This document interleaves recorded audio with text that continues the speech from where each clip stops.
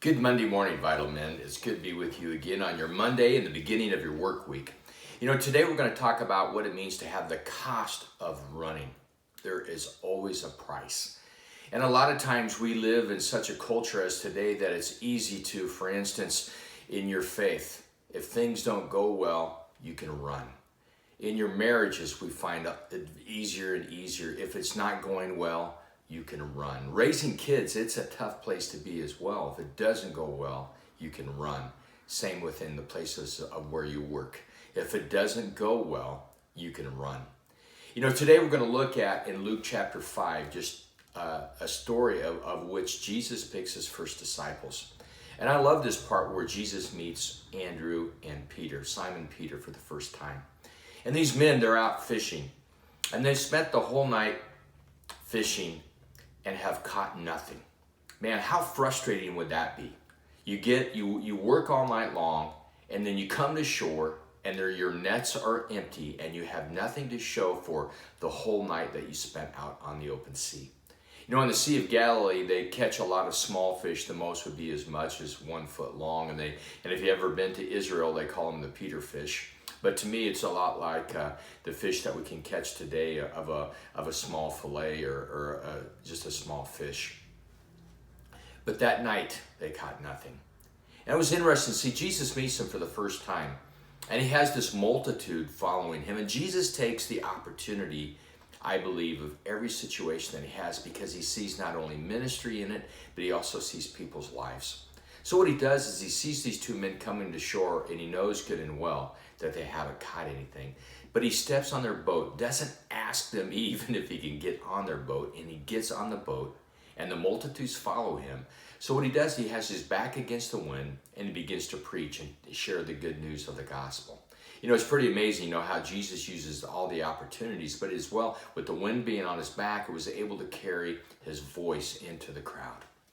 But when it's all finished, I want to read a portion in the Bible in Luke chapter 5 of what happens next.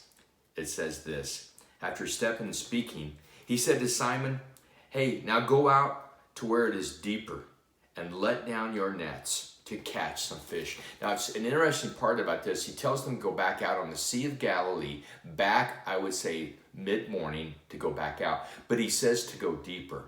I think there's a whole illustration there that could be used about going deeper, and I think he's meaning as well to go deeper to catch fish. But I think Jesus is always asking us in the parallel of that he wants us to go deeper in the midst of our faith, and I think he was wanting to show that to both Simon Peter and Andrew. But I like the response here, that what happens next. It says, "Master," Simon replied, "we worked hard all last night and didn't catch a thing. But if you say so, I'll let the nets down again." And this time, their nets were so full of fish, they began to tear. A shout for help brought the partners in on the other boat, and soon both boats were filled with fish and on the verge of sinking. Can you imagine how that must have been? Man, we have hit payday. We have got some scratch so we can take care of our families for another week. And what I love about this portion is that Jesus meets them right where they are, just like he does us. He meets us in the everyday in which the experiences that we have and the struggles of life, so that we won't run from him, but we'll run to him. But let's look at what happens next. It says this: when Simon Peter realized what had happened, he fell to his knees before Jesus and said, "Oh Lord, please leave me. I'm too much of a sinner to be around you."